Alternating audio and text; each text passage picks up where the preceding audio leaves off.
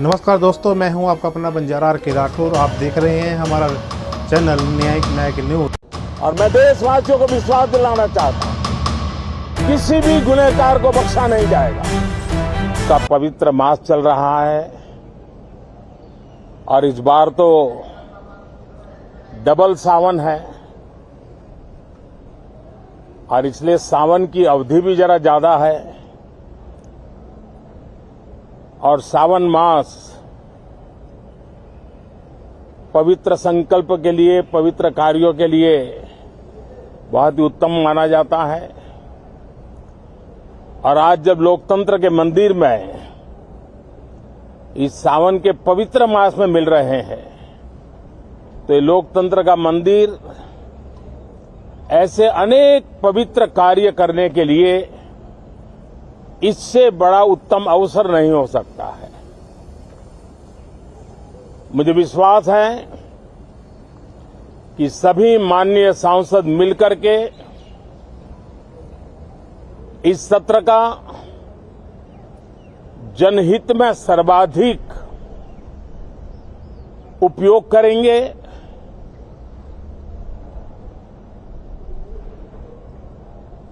संसद की जो जिम्मेवारी है और संसद में हर सांसद की जो जिम्मेवारी है, ऐसे अनेक कानूनों का बनाना, उसकी विस्तार से चर्चा करना बहुत ही आवश्यक है। और चर्चा जितनी ज्यादा होती है, चर्चा जितनी ज्यादा पैनी होती है, उतना जनहित में दूरगामी परिणाम देने वाले अच्छे निर्णय होते हैं। सदन में जो माननीय सांसद आते हैं वो धरती से जुड़े हुए होते हैं, जनता के दुख दर्द को समझने वाले होते हैं और इसलिए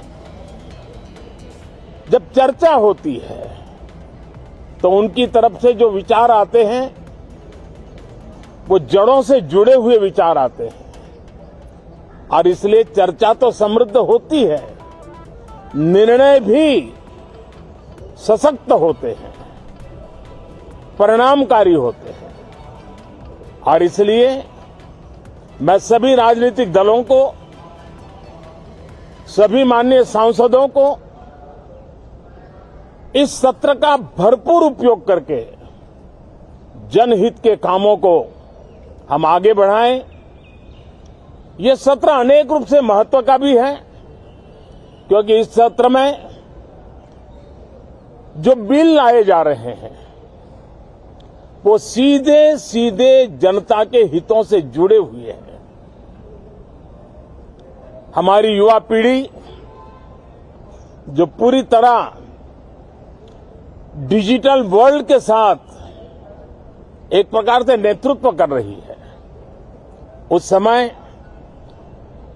डेटा प्रोटेक्शन बिल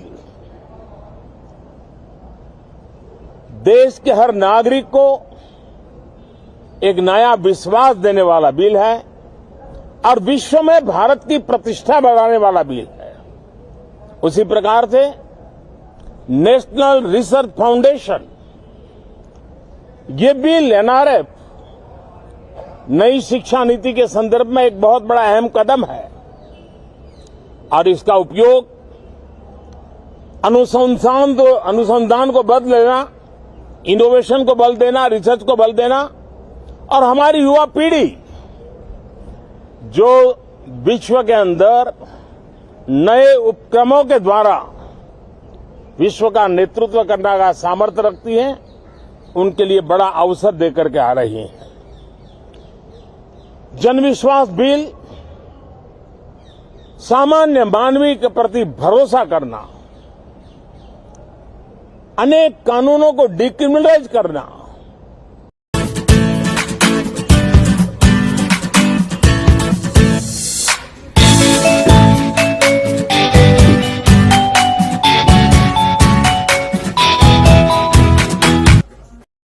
इस मुहिम को आगे बढ़ाने वाला ये बिल उसी प्रकार से जो पुराने कानून है उनको खत्म करने के लिए भी एक बिल में प्रावधान किया जा रहा है।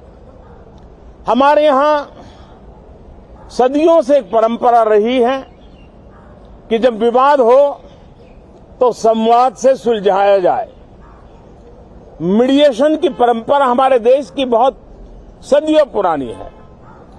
उसको अब कानूनी आधार देते हुए मीडिएशन बिल लाने की दिशा में इस सत्र का बहुत बड़ा उपयोग है, जो अनेक विवादों से सामान्य मानवीय से लेकर के असामान्य संजोगों को भी मिल बैठकर के सुलझाने का एक मजबूत नींव बनाएगा।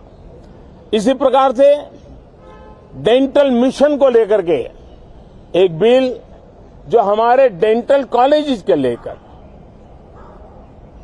मेडिकल के छात्रों के लिए एक नई व्यवस्था को आकार देगा।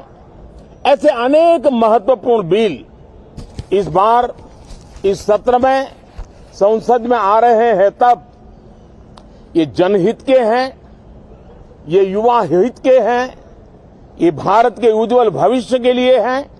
मुझे विश्वास है कि सदन में गंभीरतापूर्वक इन बिलों पर चर्चा करके हम बहुत तेजी से राष्ट्रहित के महत्वपूर्ण कदमों को आगे बढ़ाएंगे। साथियों, आज जब मैं आपके बीच आया हूं, इस लोकतंत्र के मंदिर के पास खड़ा हूं, तब मेरा हृदय पीड़ा से भरा हुआ है, क्रोध से भरा हुआ है। मणिपुर की जो घटना सामने आई है, किसी भी सभ्य समाज के लिए ये शर्मसार करने वाली घटना है। पाप करने वाले, गुनाह करने वाले कितने हैं, कौन है, वो अपनी जगह पे है, लेकिन बेइज्जती पूरे देश की हो रही है। 140 करोड़ देशवासियों को शर्मसार होना पड़ रहा है।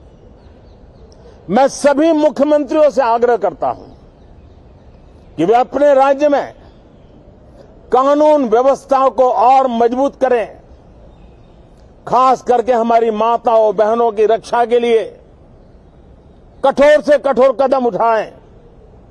घटना चाहे राजस्थान की हो, घटना चाहे छत्तीसगढ़ की हो, घटना चाहे मणिपुर की हो, इस देश में, हिंदुस्तान के किसी भी कोने में, किसी भी की राज्य सरकार में राजनीतिक वाद विवाद से ऊपर उठ करके कानून व्यवस्था का महात्मा, नारी का सम्मान, और मैं देशवासियों को विश्वास दिलाना चाहता हूं, किसी भी गुनहगार को बख्शा नहीं जाएगा। कानून अपनी पूरी शक्ति से, पूरी सख्ती से एक के बाद एक कदम उठाएगा। मणिपुर की इन बेटियों के साथ जो हुआ है, इसको कभी माफ नहीं किया जा सकता है। बहुत बहुत धन्यवाद दोस्तों।